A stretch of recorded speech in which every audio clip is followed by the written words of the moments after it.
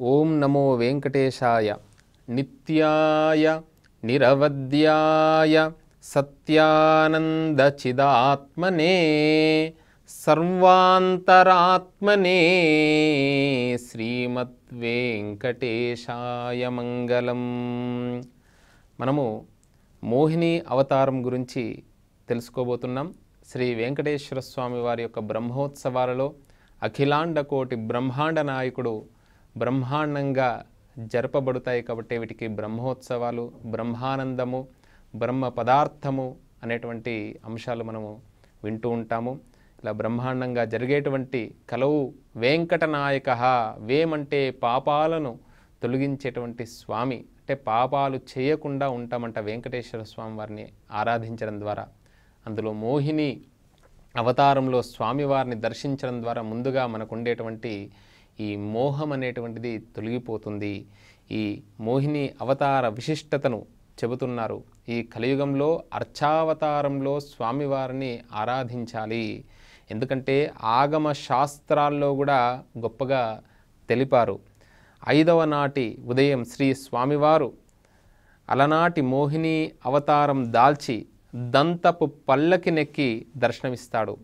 Every సౌందర్య రాశి, every మెరుపు తీగ అని శ్రీదేవి భూదేవులు కూడా ఆ అందాల రాశిని స్వామివారిని చూసి అసూయపడతారంట. ఆ తలకు బెలుకులు నడకల హోయలు మైమర్చిపోతూ అంతలోనే తీసుకుని ఓహో జగన్నాటక సూత్రధారి అయినటువంటి మనస్వామే జగన్మోహిని కదా, జగన్మోహనాకార అని అంటుంటాం కదా. అలాంటి ఆ స్వామివారు స్వామివారిని ఆ యొక్క అనుగ్రహం కలుగుతుంది. అలా ముసి నవ్వులతో సంతృప్తి పడతారంట శ్రీనివాసుని యొక్క దేవేరులు ఇద్దరూ కూడా స్వామివారిని చూసి. అలా సరదాగా ఎంతో ఆనందంగా చెప్పినటువంటి విషయం. మనకు మోహిని అంటే అవతారం ఎప్పుడు మనకు వచ్చిందో తెలిసినటువంటిదే. భాగవతంలో కడు రమణీయంగా వర్ణించబడ్డది. అలా రాక్షసులు దేవతలు అమృతం గురించి ఉన్న సమయంలో రాక్షసులు దేవతల దగ్గర అమృతాన్ని తీసుకున్న సమయంలో అప్పుడు స్వామివారు మోహిని అవతారమెత్తి ఆ దేవతలకు పంచినటువంటి విషయం తెలుసు. అంటే మనలోనే ఉన్నారు. అంటే మంచి మనస్సు, మంచి విషయము, మంచి తనం ఎక్కడైతే ఉంటుందో అదే దేవతలు అంట, సురులు అని అన్నారు. రాక్షస రావయతి అసత్ప్రలంబాన్ కర్షయతీతి రావణ అని చెప్పారన్నట్టు మనకు.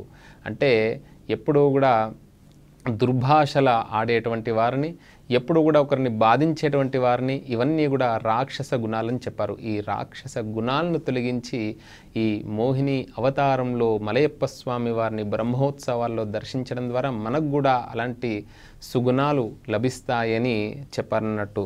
ఈ మలయప్ప స్వామి వారు మోహిని అలంకారంలో నిల్చున్నటువంటి భంగిమలో కాకుండా కూర్చున్న భంగిమలో కనిపిస్తారు. స్త్రీలు ధరించేటువంటి అన్ని ఆభరణాలతో స్వామి అలంకారంతో కనబడుతూ ఉంటాడు.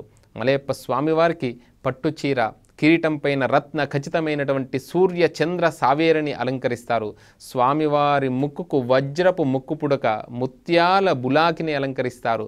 ఊర్ధ్వహస్తాలతో ఉండే శంకు చక్రనామాల చక్రాల స్థానంలో 2 వికసించినటువంటి పద్మాలను అలంకరిస్తారు. వరద భంగిమలో ఉండే స్వామివారి కుడి చేయి మోహిని అలంకారణలతో అభయహస్తంగా ఉంటుంది. ఈ మోహిని అవతారం సుమనోహరమైనటువంటి రూపంలో స్వామివారు భక్తులను కనువిందు చేస్తుంటారు. బ్రహ్మోత్సవాల్లో వాహన ఊరేగింపులు వాహన మండపం నుండి ప్రారంభమవుతుంది. మోహిని అవతారం మాత్రం శ్రీవారి ఆలయం నుండి పల్లెకిపై రావడంతో ఊరేగింపు ప్రారంభమవుతుంది. వెంకటేశ్వర స్వామివారు మోహిని అవతారంలో బలగర్వితులు, అహంకారులు కార్య ఫలితాన్ని పొందలేరు అని వినయ విధేయతలతో ఉన్నటువంటి వారు, భగవంతుణ్ణి ఆశ్రయించినటువంటి వారే కృషి ఫలితాన్ని పొందగలరని హితం చేస్తూ ఉంటారు. ఈ బ్రహ్మోత్సవాల్లో ఈ మోహిని అవతార వాహన సేవకు ఎన్నో ఇతిహాస ఘట్టాలు కూడా ఉన్నాయి. అలాంటి భగవంతుణ్ణి, విష్ణుదేవుణ్ణి, సర్వవ్యాపకత్వాన్ని విశ్వం విష్ణు వషట్కార భూత భవ్య భవత్ప్రభు భూతకృద్భూతభృద్భావో భూతాత్మ భూతభావన అని సహస్రనామాల్లో చెప్పిన విధానంగా సర్వం విష్ణుమయం జగత్ అనేటువంటి సందేశాన్ని వినిపిస్తూ ఉంటారు. ఈ మోహిని అవతారంలో మనము స్వామివారిని మలయప్ప స్వామివారిని దర్శించడం ద్వారా మనలో ఉండేటువంటి కామ క్రోధ లోభ మోహ మద మాత్సర్యాలన్నీ కూడా తొలగి రాక్షస ఆసురీ శక్తులు మనలో ఉండేటువంటి అంతఃశత్రువులు తొలగి ఆ స్వామివారి యొక్క అనుగ్రహాన్ని కలిగి ఇహాన్ని పరాన్ని పొందుతామని చెప్పారు.